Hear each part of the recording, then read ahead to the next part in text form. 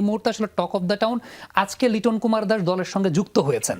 So Liton যুক্ত হওয়াতে বাংলাদেশ টিমের স্ট্রেংথটাও তো অবশ্যই বেড়েছে।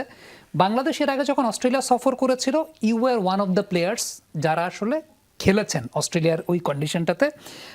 প্রিপারেশনের জায়গাটা যাবেন যদি আপনাদের সময় একটু চিন্তা করি যে আপনারা আসলে অস্ট্রেলিয়া ট্যুরকে কেন্দ্র করে আপনাদের প্রিপারেশন ফেজটা আসলে কেমন ছিল। যেন আমি রনিবের কাছে আসবো যে বাংলাদেশের এই ট্যুরের প্রিপারেশনটা তিনি কেমন দেখছেন কভার করার সময়, আপনাদের সময়টা একটু জানতে চাই। 23-24 বছর আগে তখন তো মানে অস্ট্রেলিয়ার সঙ্গে খেলা বা অস্ট্রেলিয়া খেলা বিরাট একটা ব্যাপার ছিল। কারণ উই আর নট, সত্যি কথা যদি মানে প্র্যাকটিক্যালি নট প্রিপেয়ার্ড। কারণ আমাদের ওই ফার্স্ট ক্লাস এনসিএল বিসিএলের মতো স্ট্রং ছিল না।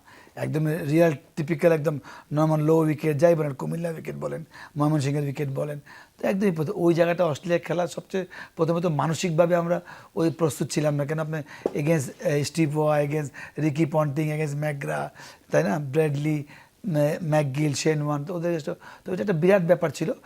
হয়তো অনেকেই কমেন্টও করেছিল, ওদের পত্রিকারা তো আমাদেরকে তেমনভাবে চিনতো না, তো ওরা অনেক মানে ওদের লোকাল পত্রিকায় যে ওরা কখনো খেলে নাই, কেউ এই ব্যবসা করে, কেউ এই ব্যবসা করে, ওইভাবে আমরা ওইভাবে মেন্টালি যায়। ইন্ডিয়ার দলকেও ওরা ডিস্টার্ব করতো অন্যভাবে, আমাদের তো কারো পার্টিকুলার নাম জানে না ওইভাবে করে।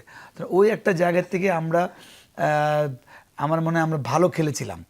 কেন ওই টু যে বলি অস্ট্রেলিয়া ট্যুরটা অলওয়েজ, আর তখন তো অস্ট্রেলিয়া একটা এমন দল ছিল নামেই মানুষকে শোয়ায় ফেলতো। তো ওই একটা জায়গায় আমার মনে হয় আমাদের প্রিপারেশন তেমন কোনো আহামরি কিন্তু ছিল না। হ্যাঁ, হয়তো আমার কিছু পার্সোনাল প্রিপারেশন ছিল, আমি জানি অন্য কার ছিল, কে ওখানে হার্ড বাউন্স। ওখানে যাওয়ার পর যেমন আমি ট্যুর শেষে বুঝলাম যে আমার কেন স্কোয়ার কাট লাগে নাই, ঠিক আছে, কেন আমি স্কোয়ার কাটে হয়তো আমি যদি 10টা পাই আমি 8টাই খেলতে পারি বা 9টাই খেলি।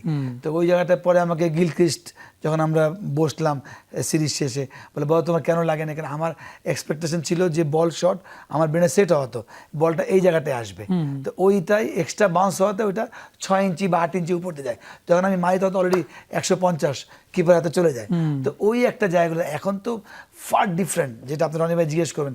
এখন আপনার প্রথম হচ্ছে মানসিকভাবে আপনার এগিয়ে, কারণ ওদের যে প্লেয়ার দেখা গেল আন্ডার-19 বাংলাদেশে এগেছে খেলেছে, বা আন্ডার-23 এমেজিন বলেন বা এ টিম বলেন, দেখা হয়েছে, খেলা হয়েছে। ওই সময় তো এটা কোনো সুযোগই ছিল না।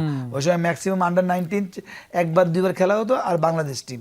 তো ওই জায়গাটা আমরা মোটামুটি যেভাবে নেগেটিভ চিন্তা ছিল বিশ্বের, ওইভাবে ভালো খেলাতে আমরা স্টিভা কিন্তু আমাদেরকে একটা কথা বলেছিল, তোমরা যে এখানে যেভাবে খেলছো না, তোমরা কিন্তু পাকিস্তান নেক্সট সিরিজে টপ খেলবা। আমরা কিন্তু পাকিস্তান সিরিজটা খুব ভালো খেলেছিলাম 2003-এ, তাই না? হ্যাঁ, 2003-এ আসার পর। তো ওই একটা প্রিপারেশন, একদম একটা পার্সোনাল প্রিপারেশন নিয়েছে। কেন উইকেটও মানে আমাদের লোকাল উইকেট যেগুলো এত বাউন্সে ছিল না। ইভেন আমাদের যে আমরা যে প্র্যাকটিস করতাম ওটা তো ফুল উইকেট থাকতো না, টার্ফের মেনটেন হাফ উইকেট থাকতো বঙ্গবন্ধুতে, মানে ঢাকা স্টেডিয়ামে, ন্যাশনাল স্টেডিয়ামে, তখন ওই একটা জায়গাটায় হাফ থাকতো। তো ওইটাতে প্রিপারেশন যতটুকু হয়ে আমরা গিয়েছিলাম।